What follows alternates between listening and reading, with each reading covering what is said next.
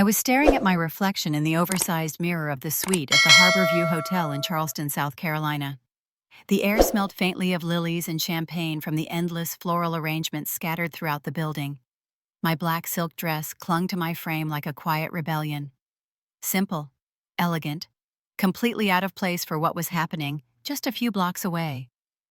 Outside, the city buzzed with the spectacle of Bella Carter's wedding. My little sister was marrying into one of the wealthiest tech families in the state, and the Carter name was shining brighter than it had in years. $1 million ceremony, 300 carefully curated guests, live-streamed to an audience of hundreds of thousands who craved a glimpse of perfection. The most elaborate wedding Charleston had seen this year. I should have been proud, I suppose. But instead I felt the weight of everything pressing against my chest like a stone. I lifted my hand and tucked a strand of loose brown hair behind my ear. My eyes looked tired, older than 33. Maybe it was the years of keeping distance, of holding myself apart from the circus that was my family. Or maybe it was because I knew exactly what they had planned for me today. The dress I wore was intentional. In a sea of bright champagne silk sequins and pastels, I would be a shadow. And that's what I wanted. To remain quiet, unnoticed until I had to speak. The Carters thrived on appearance, on spectacle, on convincing the world they were untouchable. And today, in the middle of Bella's grand performance, they would try to convince me to give up everything that mattered to me. I glanced at the invitation lying on the vanity. Gold-embossed heavy cardstock, Bella and Matthew Harrington in swirled cursive letters. Their faces were plastered across the society pages for weeks. The Harrington family owned half the real estate along the Carolina coast. Marrying Bella meant saving the Carters' reputation after years of silent financial trouble. Of course, no one outside the family knew about that. I could already imagine the scene unfolding at Whitmore Estate. Guests in floor-length gowns, sipping champagne on the terrace, Bella posing with her perfect smile, while the photographers circled.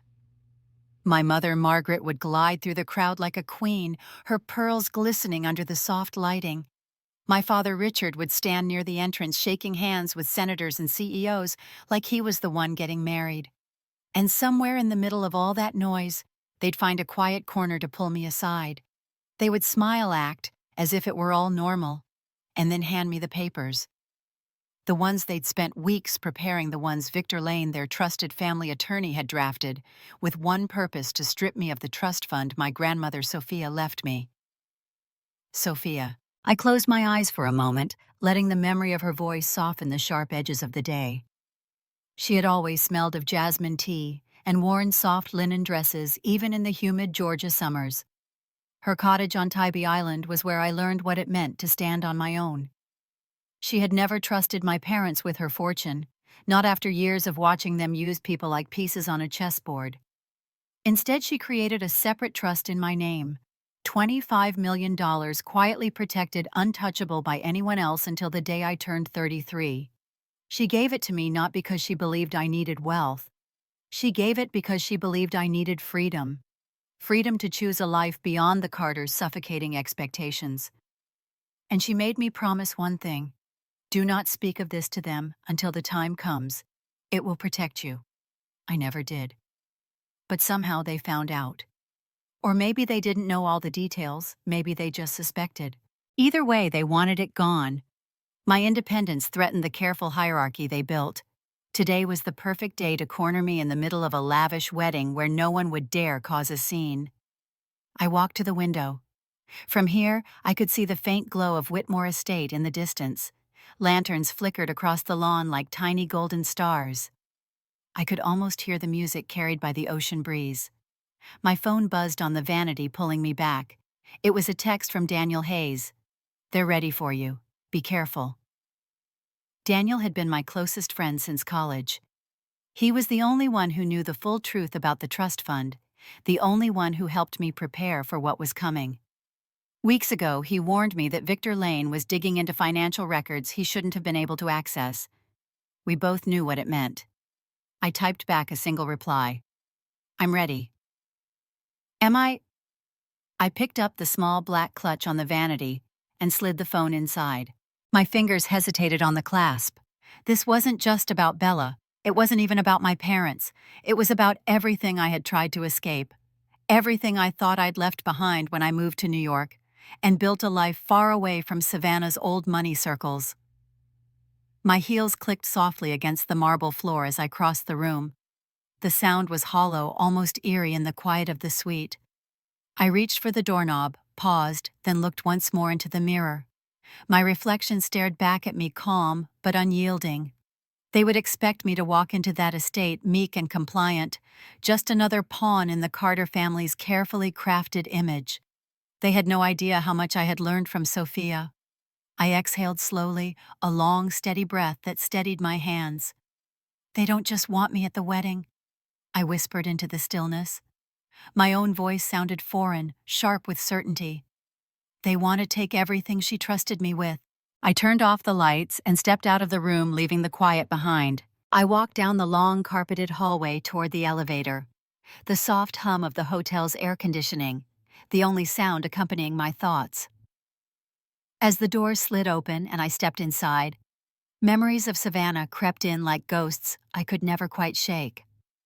Savannah in the summer smelled of magnolia blossoms and salt from the nearby marshes. The Carter house sat on West Gaston Street, an elegant brick mansion draped in ivy, its windows tall and intimidating. It was beautiful, yes, but it always felt cold. Bella and I used to sit together on the back porch, our legs swinging off the edge, whispering secrets like sisters do. For a while it was just us, before the world reminded us who we were supposed to be. Bella was the golden child even then.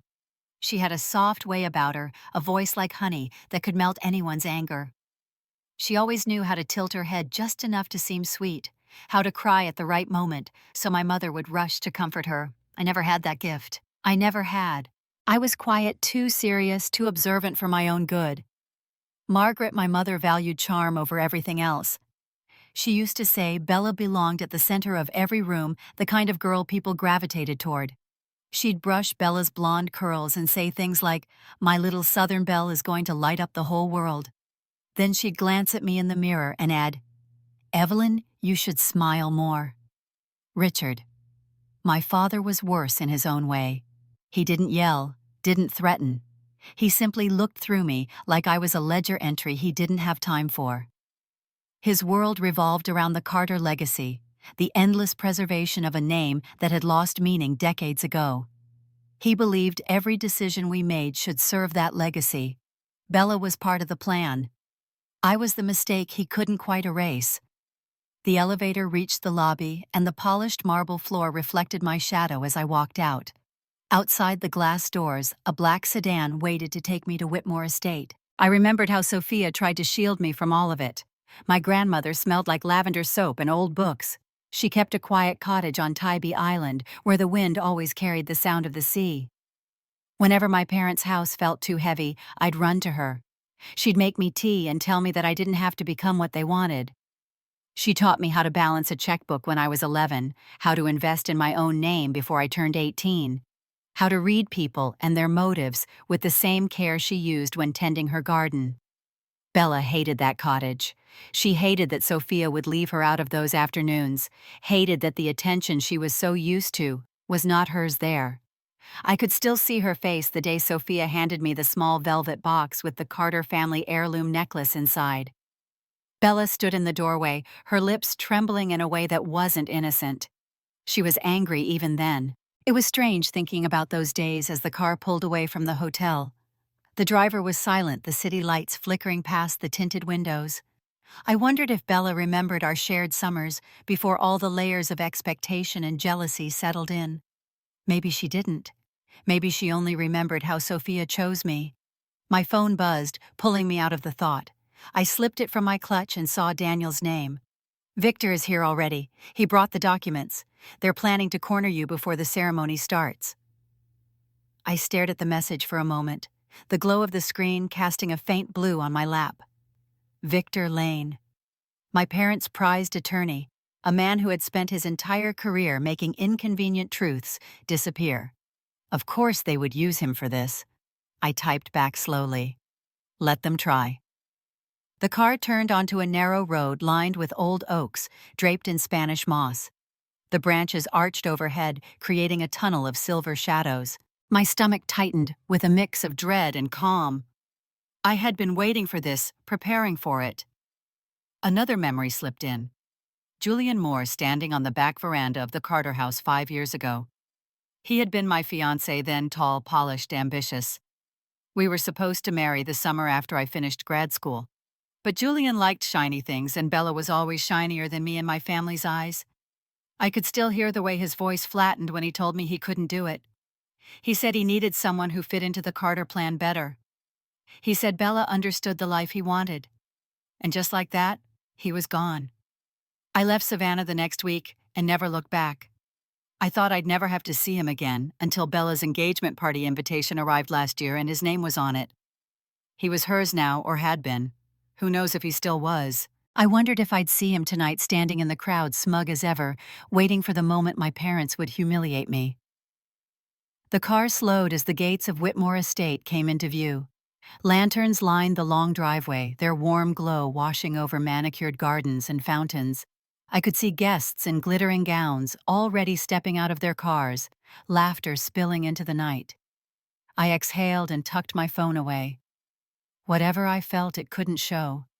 Not now. The driver stopped and opened my door.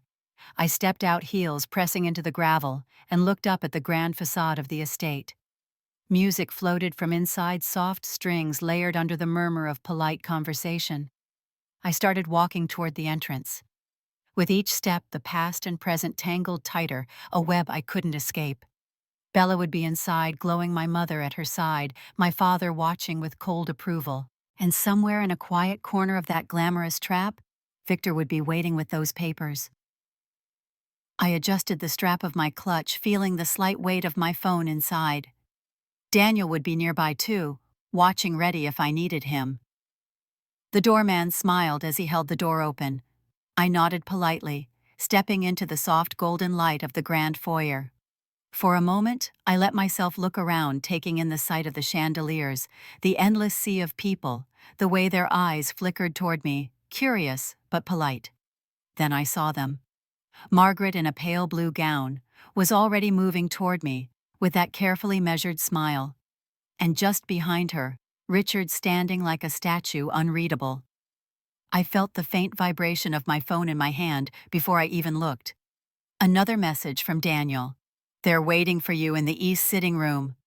I kept walking, the air growing heavier with each step. The golden light spilling from Whitmore Estate was almost blinding as I stepped through the grand entrance. The mansion itself looked like something out of another century. All white columns and wrought iron balconies draped with soft greenery.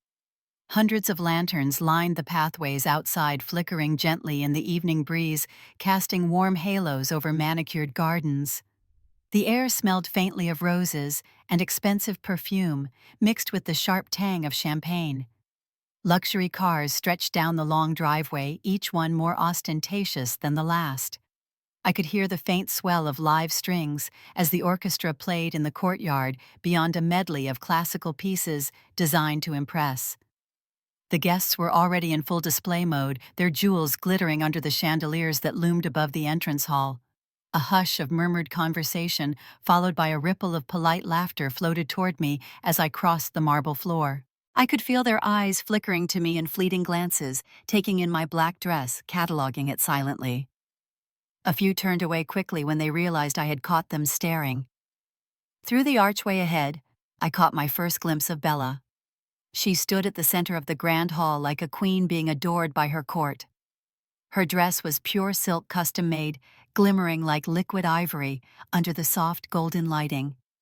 A delicate tiara rested on her blonde curls, and diamonds dangled from her ears, catching every flicker of light. She was radiant, flawless, every inch of her curated to perfection. At her side was Matthew Harrington, her groom. He was handsome, in the polished, empty way rich men often are, his tailored tuxedo fitting like a second skin. He smiled with that practiced ease of someone who'd been in front of cameras his entire life. Together they looked like a magazine cover. Around them, the Carter family held court.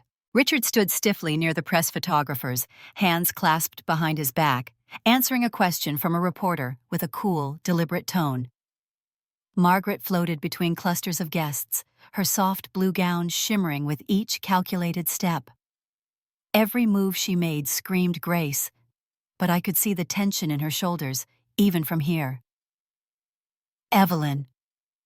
A voice pulled me from my thoughts. Olivia Grant had appeared beside me, her brunette hair tucked neatly behind her ear, a press badge clipped discreetly to her clutch. She leaned in slightly, her voice low enough to avoid drawing attention. "You made it," she whispered, her eyes scanning the crowd. "It's worse than I expected. Everyone here is already talking about you." I arched a brow, keeping my face neutral.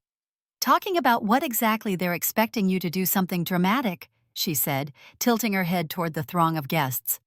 "Rumor is the family has some kind of arrangement they want you to agree to. People are curious, and it's live-streamed, so—" She didn't finish the sentence, but she didn't have to. I let out a slow breath and glanced toward the far corner, where a tall man in a crisp suit was orchestrating something with the staff. Chase Bennett, the wedding planner. He was directing servers with an energy that was equal parts frantic and polished. As I passed, I heard him muttering to one of the assistants just loud enough to catch. "I don't care if the florist wants more money, just handle it. We can't have any more delays. I already had to rearrange the budget twice because the bride insisted on imported orchids from Amsterdam. And I swear if another payment bounces—" He cut himself off, glancing around nervously. My steps faltered for a second. "Bounces." His assistant whispered something I couldn't hear, but Chase hissed back. "Just fix it all right. No one can know they're over-leveraged. Not tonight." I filed that away silently. So Olivia was right. Things weren't as picture-perfect as they appeared. Evelyn Olivia murmured, her eyes darting toward Bella again. "You should know Julian is here too." Of course he was. I didn't ask where. I didn't have to. Because in the very next moment, his voice floated across the room, smooth and familiar, speaking to one of the reporters. I saw him before he saw me. Julian Moore, immaculately dressed in a charcoal suit, standing near the champagne tower, with that same self-assured smile that used to make me believe he meant his promises. I turned away before our eyes could meet, focusing on Bella instead. She was laughing now, leaning into Matthew's side as the photographers snapped another round of pictures. For a moment, she glanced up and saw me. Her smile didn't falter, but her eyes sharpened just for an instant, like she was calculating something. Then it was gone, replaced with sugary sweetness, as she turned back to the camera. "Here we go," Olivia murmured. "Your mother's seen you." Sure enough, Margaret was gliding toward me, her smile warm, and practiced her arms outstretched in a way that might fool someone who didn't know her. To me, it was just another performance. "Darling, you came," she said as she reached me, leaning in to air-kiss my cheek. Her perfume was strong, expensive, and suffocating. "Come, let's talk. There's a private room just off the east wing. We need a moment before the ceremony." I didn't argue. I didn't have to. I simply let her lead me past the clusters of guests, past the polite smiles and whispered gossip, toward the side hall lined with portraits of long-dead Whitmores. The music faded as we moved further from the main space. As we reached the small sitting room, I caught one last glimpse of Bella surrounded by flashing cameras shining brighter than ever. And then the door shut behind us, muffling the laughter of the crowd. The sitting room smelled faintly of polished wood and old money. Heavy velvet drapes framed the tall windows, muting the sound of music from the hall beyond. A crystal decanter of bourbon sat untouched on the side table, the amber liquid catching the glow of the chandelier overhead. They were already waiting. Margaret sat upright on the edge of a damask sofa, her posture perfect. Her hands folded neatly in her lap, like she was posing for a portrait. Richard stood near the fireplace, silent, his expression carved from stone. Bella lounged casually in an armchair, her silk gown draped just so, her tiara glinting under the warm light. And then there was Victor Lane, the family attorney perched in an antique chair, with a slim folder resting on his knee. The air in the room felt heavy, as if even the walls were bracing for what was about to happen. Evelyn Margaret began with that saccharine sweetness she used when she was about to say something unpleasant. "I'm so glad you came. We need to settle something quietly before the ceremony starts." I didn't answer. I simply stepped further into the room, my heels soft against the Persian rug, and stood still waiting. Victor cleared his throat, his eyes sharp behind thin, gold-rimmed glasses. "This won't take long," he said smoothly. "Your parents thought it best we finalize a small matter tonight for the sake of clarity. It concerns the trust your grandmother left you." My stomach tightened, though my face remained calm. Bella leaned forward, her smile practiced and sweet, but her voice dripping with something far colder. "Evelyn, this isn't complicated. You don't need that money. You've built your career. You're living in New York, thriving. But here in Savannah, the Carter name still carries weight. The guests tonight, the Harringtons, they expect stability. The family needs that inheritance to secure everything we've worked for." She tilted her head slightly, her tone softening in a way only she could manage. "Please let it help me keep our family's image intact. It would mean so much." I glanced at Victor. He opened the folder and slid a single sheet of paper onto the coffee table. "It's a simple waiver," he said, tapping the page lightly. "By signing, you relinquish any claim to the Sophia Carter Trust, allowing the assets to be redirected to the family's collective holdings. It's for the greater good, Evelyn. Everyone benefits." Richard finally spoke, his voice low and deliberate. "We are not asking for much. This is about unity, about preserving the Carter name on a night that matters. Unity." The word almost made me laugh. Bella's gaze stayed locked on mine. "Come on, Evie," she said softly. "Don't make this harder than it has to be. You've never cared about the social scene here. You have your life. I have mine. This is what I was meant for." She didn't even try to hide the slight flicker of triumph in her eyes. Before I could respond, the door opened behind me. "Ah," came the smooth, familiar voice I had hoped not to hear. "So this is where the real conversation is happening." I turned slightly, and there he was. Julian Moore. He stepped into the room like he owned it, his smile a mixture of charm and something cruel. He was as polished as ever, his charcoal suit perfectly tailored, his dark hair swept back with effortless precision. His eyes flicked to me, a spark of recognition, followed by something almost amused. "Evelyn," he said softly, his lips curving in that smirk I remembered too well. "Still playing the rebel, I see." My chest tightened, but I didn't give him the satisfaction of reacting. Julian moved closer, sliding one hand casually into his pocket. "I told them you wouldn't understand. You were never really made for this world. You don't fit here, not the way Bella does. She was always the one who could carry the Carter name the way it deserves." His words hung in the air like a knife. Margaret looked between us, her brow furrowing slightly, but she said nothing. Bella watched with an expression that was almost smug. Julian's smile deepened. "You know, Evelyn, I did try. But some people aren't meant to stay. You never wanted what this family needed. Bella gets it. She always did." The sting of his betrayal of everything that had happened years ago flared for a second. But I buried it as quickly as it came. Victor slid the pen toward me. "All it takes is a signature," he said smoothly. "Then this unpleasantness will be over. You can return to your life, and the family can move forward without complications." I looked down at the paper. My name was already printed neatly at the bottom, waiting for my hand. The legal jargon above it was clean and precise, stripping me of the trust Sophia had created for me, erasing her intentions. I felt every gaze in the room pressing on me. Bella's soft but poisonous plea, Richard's silent authority, Margaret's cold, careful smile, Victor's expectant patience, and Julian's mocking amusement like he already knew how this would end. I reached for the pen, their eyes sharpened, waiting. But I didn't sign. I set the pen back on the table, carefully, deliberately. Then I met each of their eyes in turn. My voice was calm when I spoke. "No." The silence that followed was sharp enough to cut. Bella blinked, her sweetness cracking for just a second. Margaret inhaled softly, her composure slipping. Richard's jaw tightened. Victor adjusted his glasses. Julian tilted his head slightly, that smirk fading into something closer to irritation.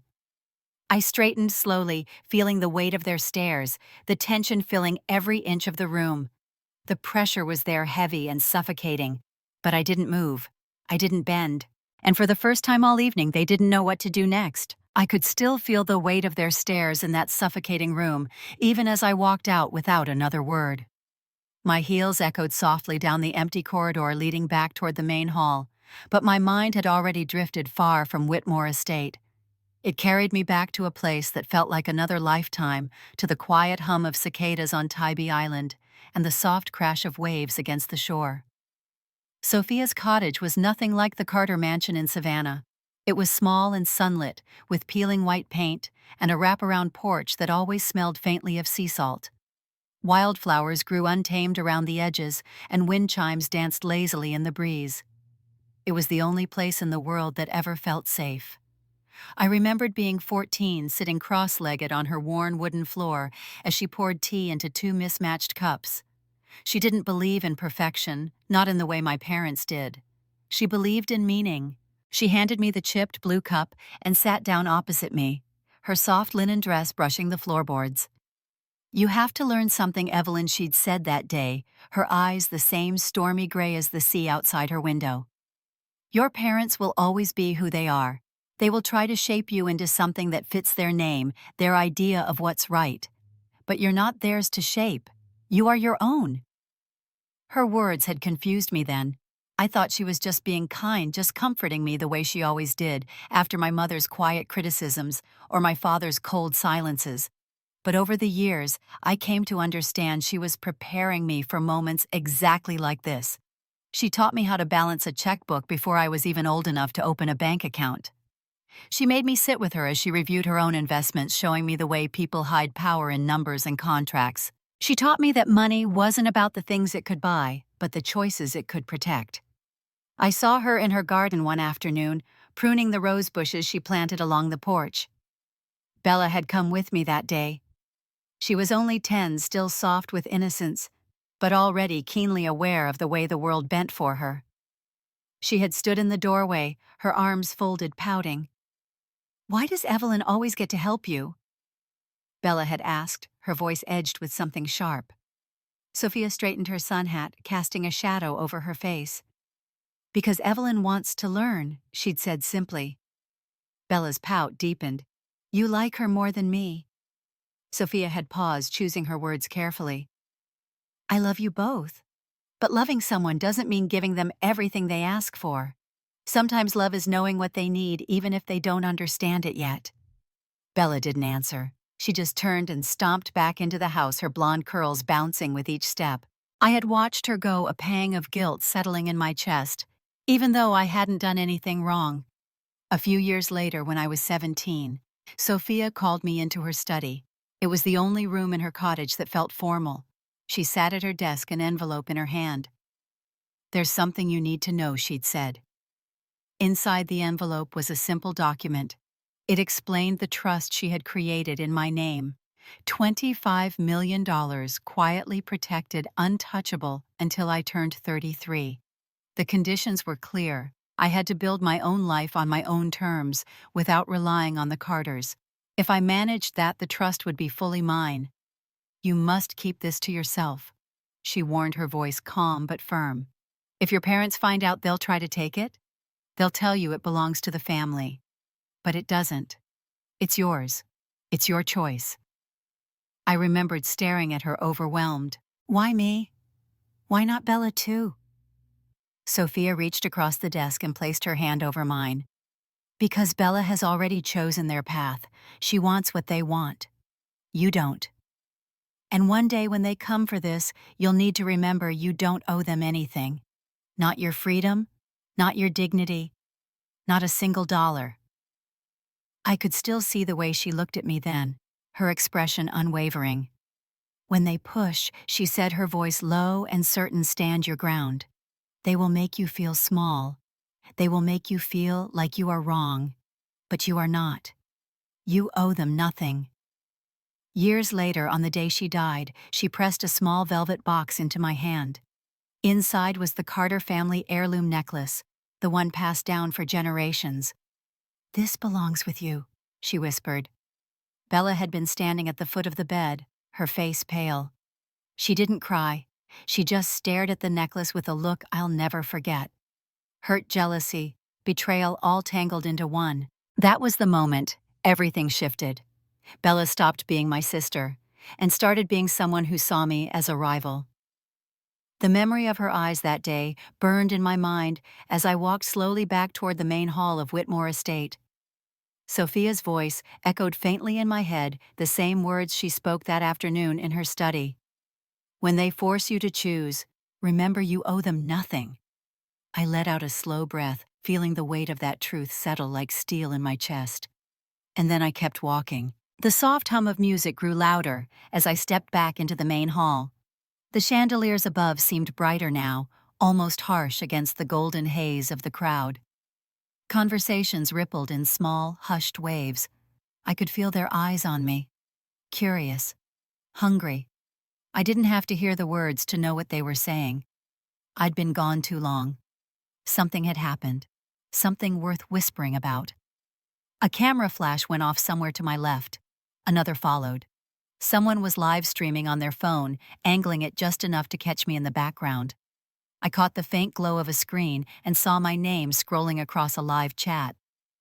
Evelyn Carter finally shows up. She looks tense. "Did you see her with the family?" The speculation was already alive. A few of the Harrington guests turned as I passed.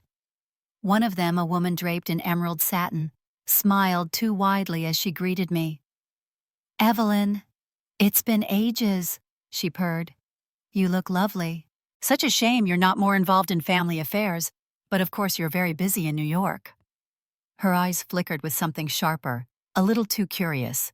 Another guest, a man with silver hair and a politician's grin, added, "Your parents must be so proud of you building your own life, though I imagine Savannah must feel distant now." Their words dripped with false warmth. I nodded politely and kept moving, refusing to give them the reaction they wanted. My phone buzzed in my clutch. "Olivia, be careful. The live stream is everywhere. People are speculating about you already. Don't let them see anything." I looked up and caught Olivia's gaze across the room. She was leaning casually against a column, her phone in hand, pretending to scroll through messages like she wasn't watching every angle. She gave me the smallest nod, a silent warning. I exhaled slowly and kept walking, weaving through the sea of glittering gowns and tuxedos. Somewhere beyond the music and the chatter, I caught a glimpse of Bella. She was laughing again, radiant and untouchable, sipping champagne with Matthew at her side. Julian lingered near them, leaning close to whisper something in her ear. My jaw tightened, but I didn't slow. I slipped past the main reception area toward a side corridor, the one where the staff moved unseen. The lighting dimmed slightly as I stepped into the quieter space. And there he was waiting. Daniel Hayes. He looked sharp in his dark suit, but there was nothing decorative about him. His presence was all quiet efficiency. He straightened when he saw me, his expression serious. "Are you all right?" he asked softly. I nodded once. "They tried," I said, my voice low. I figured they would. He reached inside his jacket and pulled out a slim leather folder. "Good. Then it's time." He handed it to me discreetly. The weight of it felt heavier than paper should. "Everything is finalized," Daniel continued quietly. "The transfer went through 3 weeks ago. Whitmore Estate is officially under your holding company. No one here knows yet, not even the venue staff." I opened the folder just enough to glance at the documents inside. Deeds, confirmation of ownership, legal seals, proof. "Once you decide to move," he said, "it's yours to call. But wait for the right moment. Let them think they're still in control."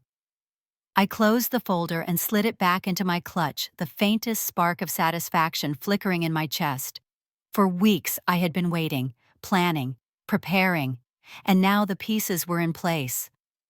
From the corner of my eye, I saw Chase Bennett, the frantic wedding planner, rushing past the hall with a clipboard in hand.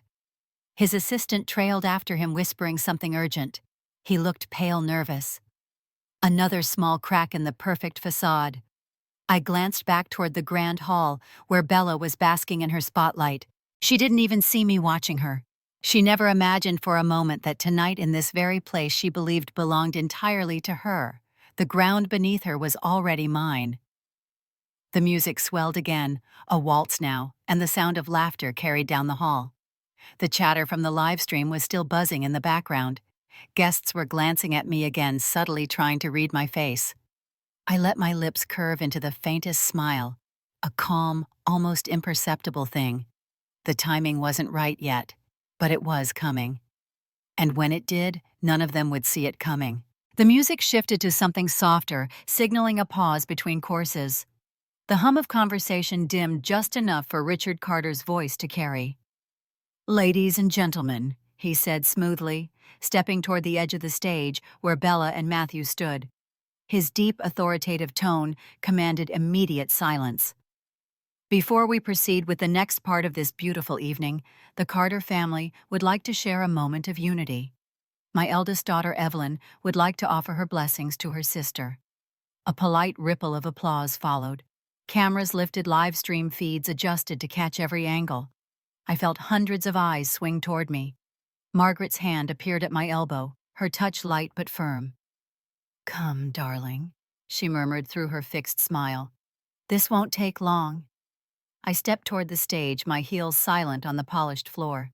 The crowd parted just slightly as I walked. I caught fleeting glimpses of their faces, polite smiles, curious glances, murmured questions. They were expecting some heartfelt sisterly tribute, another glossy performance for the Harringtons, and the endless stream of viewers online. Bella was glowing under the stage lights, her ivory gown shimmering like liquid pearl. She smiled at me as if this were some intimate, tender moment between siblings. But her eyes, sharp and bright with a quiet triumph, betrayed everything. When I reached the platform, Richard gestured to Victor Lane, who stepped forward holding a slim leather folder. He moved like a man certain of his victory. Richard's voice deepened.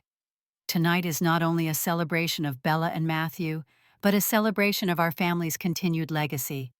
In the spirit of unity, Evelyn has agreed to make a gesture that will ensure the stability of our name for generations to come." A faint wave of confused murmurs rippled through the crowd. Cameras zoomed in closer. Victor opened the folder, revealing a single, pristine document clipped neatly inside. "It's a simple matter," he said pleasantly, his voice carrying. "Just a formal confirmation that the Sophia Carter Trust will be redirected to support the Carter family's collective holdings." I felt the eyes of the room shift again, their curiosity sharpening into something heavier. Bella stepped closer, still smiling sweetly. "It's really for the best, Evelyn. You've built your own life in New York. This," she gestured vaguely toward the paper, "this will help preserve the family's image. It will help me maintain what matters here. You understand, don't you?" Julian appeared just behind her shoulder, his smirk infuriatingly subtle. "It's the right thing to do," he murmured, just loud enough for me to hear. "You were never really meant for this world anyway. Bella can carry it. You can't." The whispers in the room grew. Guests leaned toward each other, trying to piece together what they were seeing. Some were already pulling out their phones. Richard didn't wait for my response. He turned slightly toward the crowd, his voice resonating with finality. "Evelyn will sign now, so we may move forward with harmony." Victor extended the document toward me. A pen gleamed in his other hand. I reached out and took it. My fingers closed around the pen, feeling its weight. Slowly, I looked down at the neat lines of legal text, stripping away everything Sophia had given me. The silence was deafening. Out of the corner of my eye, I saw Bella's lips curve into the faintest hint of a victorious smile. Margaret exhaled quietly, certain it was done. Julian tilted his head, his gaze full of smug satisfaction. I held the pen a moment longer, and then very deliberately I set it down. A ripple of confusion swept through the guests. Bella's smile faltered just slightly. Margaret's brow creased. Richard's jaw tightened. I straightened slowly, my hand leaving the paper untouched. My voice was calm, even, but it carried through the room. No. The murmurs grew louder now. Confused. Intrigued. Bella blinked, recovering her composure just enough to speak. Evelyn, please. Don't make a scene. Just sign it and we can move on. I turned my gaze toward Victor, who was still holding the document like a weapon. I think I said quietly, "It's time we bring out the person who truly owns this estate." The room went still. "What are you talking about?" Richard's voice cut through the tension, colder now. I allowed a small, controlled smile. "Whitmore Estate. It doesn't belong to you. Not anymore." The guests shifted uneasily. Phones were raised higher, live stream feeds buzzing with frantic comments. And in that charged silence, I looked toward the back of the hall, waiting for the moment I had planned for weeks. A hush fell over the grand hall, heavy and expectant. Guests shifted uneasily, murmurs flickering like small sparks through the crowd. Then, from the far end of the room, a familiar figure appeared, his presence quiet but commanding. Thomas Whitmore. The former owner of the estate walked toward the stage with a measured pace, his silver hair immaculate, his tailored suit understated but impeccable. At his side was Daniel Hayes, his expression calm, almost unreadable. The cameras swung toward them in an instant, capturing every step. Richard's face tightened. "What is this?" he said sharply, his voice just loud enough for the front rows to hear. Thomas stopped at the foot of the stage, his gaze sweeping the room before settling on Richard. "Richard," he said in his even, deliberate tone, "I think it's time your guests learned the truth about this property." Daniel stepped forward, pulling a folded document from his leather case. He handed it to Thomas, who glanced at it briefly before looking back up at the crowd. "Whitmore Estate." Thomas announced, his voice carrying easily through the hushed hall, was sold 3 weeks ago. The Carter family no longer has any claim here. As of that date, the legal owner of this property is Evelyn Carter. The reaction was instant. A wave of shock rippled through the guests, gasps mixing with frantic whispers. Phones shot up higher, recording every second. The live stream comments exploded as people scrambled to understand what had just been revealed. Bella froze. Her flawless composure cracked like thin glass. The color drained from her face, and for the first time all evening, she looked truly unsure. Margaret's hand flew to her chest, her breath hitching audibly. "What? What is he saying?" she stammered, glancing wildly between Richard and Victor. Richard's expression darkened, a storm brewing behind his cold eyes. He tried to force a polite smile for the cameras, but it faltered almost immediately. His voice, when it came, was clipped and tight. "This is nonsense. The Carter family has had a standing arrangement with the Whitmores for years. You have no authority." Thomas cut him off with a raised hand. "No, Richard. It's already done. I have the contracts." The sale was finalized quietly, as Evelyn requested. "The deed is recorded with the county clerk. Whitmore Estate belongs entirely to her." The silence that followed was deafening, broken only by the soft clicks of camera shutters and the buzzing of notifications from countless live stream viewers. Julian shifted uncomfortably near the edge of the crowd. Guests who had been fawning over him earlier were now whispering behind their hands, their eyes darting toward him with thinly veiled amusement. One man let out a soft chuckle, shaking his head. "Looks like you picked the wrong sister," someone muttered, just loud enough for Julian to hear. Bella blinked rapidly, struggling to regain her voice. This doesn't make sense. You can't do this, not tonight."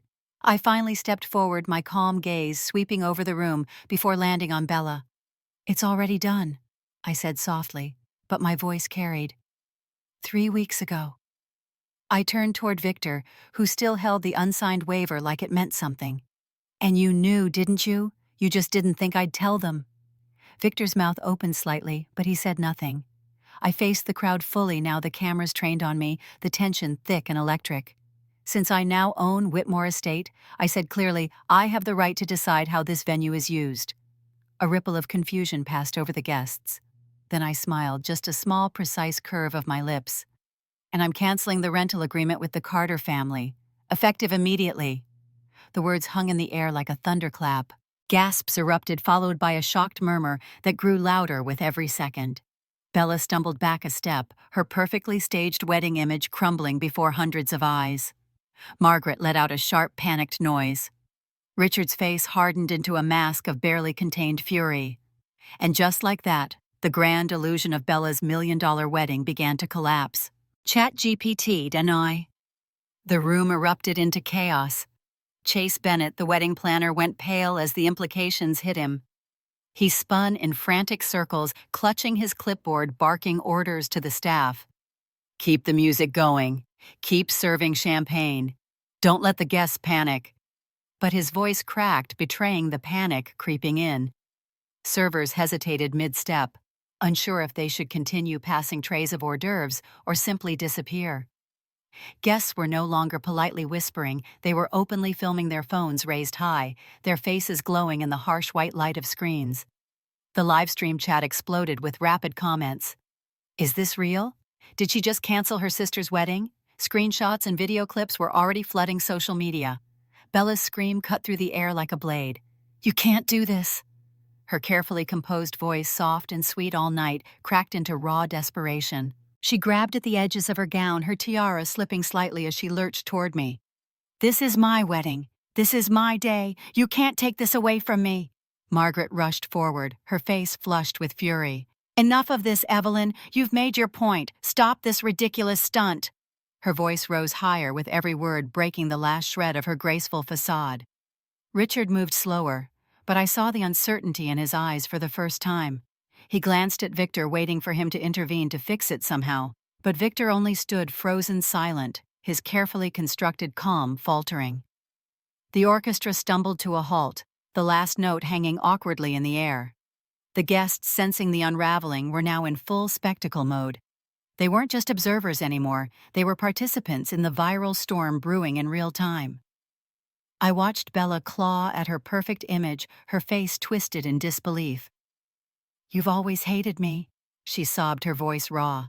You couldn't let me have this one thing, could you? Margaret stepped in front of her like a shield, her voice shrill. She's lying.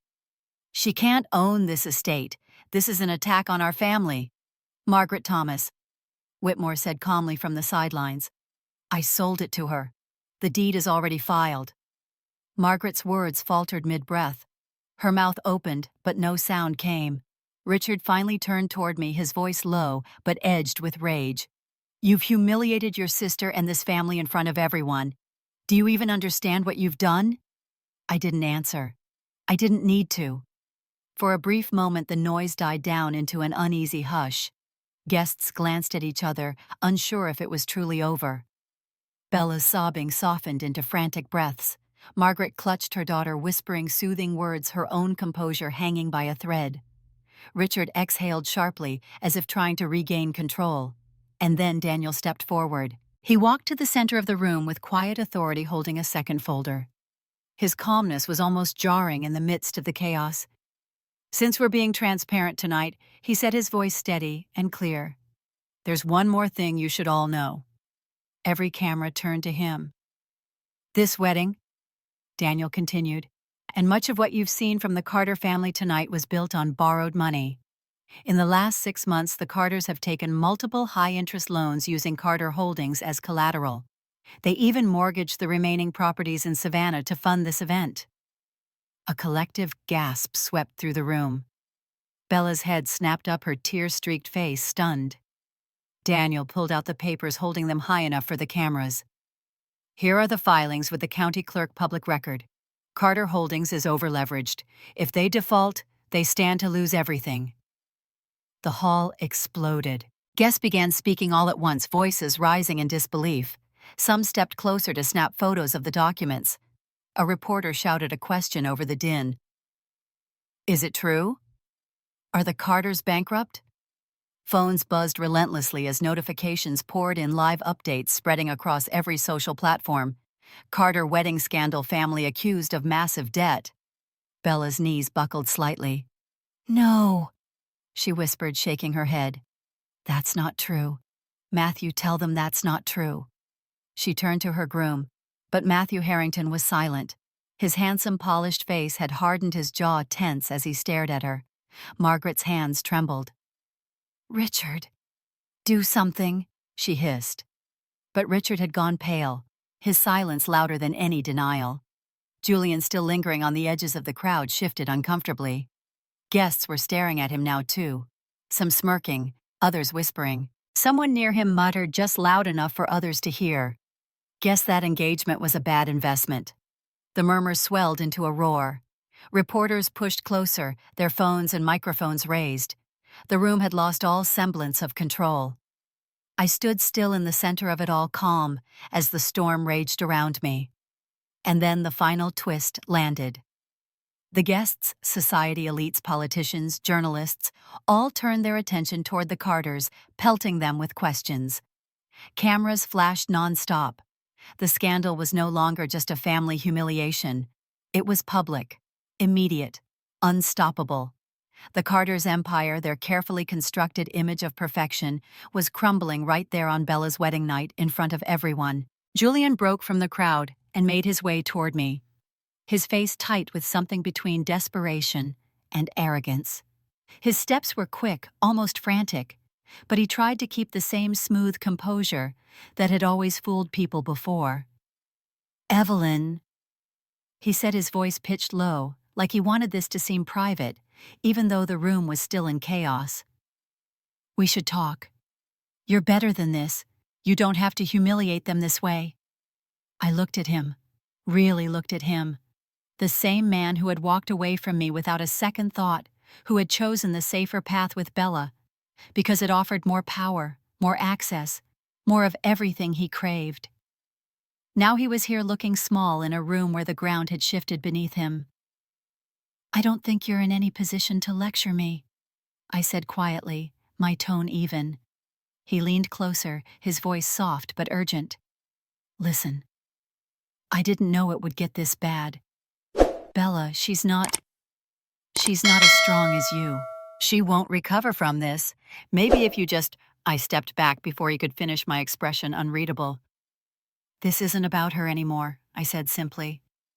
For a moment, Julian's mask cracked. I saw the flicker of panic in his eyes. He realized then that I wasn't going to play the role he needed me to.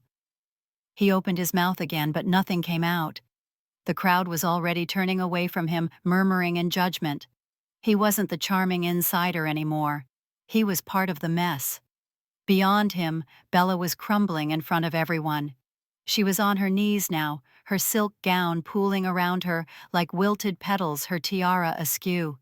She kept shaking her head, muttering, "No, no, no," as Margaret knelt beside her, trying to pull her up. For the smallest flicker of a second, I felt it. A pang of memory. Of us as little girls on the back porch in Savannah, barefoot and laughing before the world taught us to turn against each other. A pang of something that might have been pity. But then I remembered the years of silence, the times she watched them belittle me and stayed quiet, the day she took Julian's hand without even a glance back at me, the way she smiled tonight when she thought she'd finally taken everything Sophia left me. The flicker of pity burned out as quickly as it came. Richard was surrounded now, cornered by guests with sharp voices and sharper questions. "Is it true you mortgaged Carter Holdings? Are you in debt to the Harringtons? How much of this wedding was funded with borrowed money?" His calm exterior was cracking. He gave terse, clipped answers, but they only fueled more questions. A man who had always controlled the room was losing it piece by piece. Margaret let out a soft gasp and swayed suddenly. Bella shrieked as her mother collapsed onto the floor beside her. Guests stepped back, some rushing forward to help others, filming the moment without shame. Someone called for water. Someone else whispered, "She fainted." Did you see that the once perfect Carter tableau had become a spectacle, a public unraveling? I stood in the center of it untouched. The flash of cameras was relentless, a strobe of chaos. Questions started turning toward me now. "Evelyn, why did you do this? Did you plan this for revenge? What happens to the wedding now?" I didn't answer. I didn't need to. Instead, I turned. Slowly, deliberately. The crowd parted instinctively as I walked. Past the guests whispering into their phones, past the reporters shouting for a statement, past Julian standing alone with his hands slack at his sides, past Bella still crying into the crumpled folds of her gown. I kept my head high as I crossed the threshold of Whitmore Estate. The night air was cool against my skin, a sharp contrast to the heated chaos I left behind. Outside the driveway was still lined with luxury cars, their polished surfaces reflecting the flash of cameras that followed me, even here. Photographers had already gathered at the doors, snapping as I emerged. I didn't stop. I didn't look back. I walked straight through the barrage of lights and noise, each step measured and calm. And in the silence I carried with me, there was more power than any explanation could ever hold. 1 week later, the city still hadn't stopped talking. The morning papers carried it on every front page.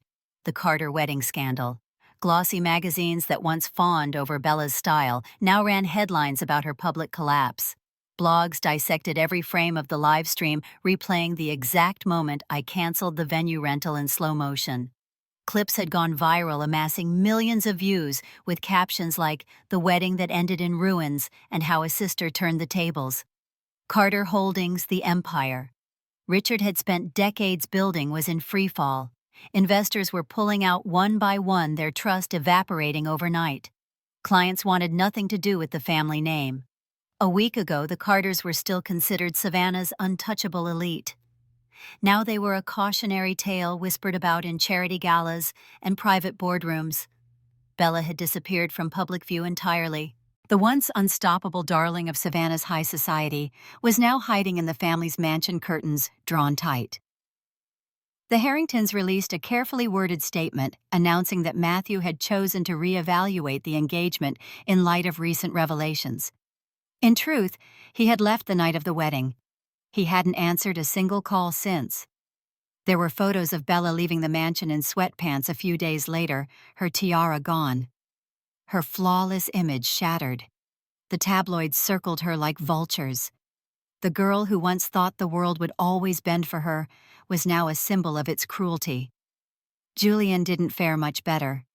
His connections in the tech world dried up as the whispers about his opportunism spread.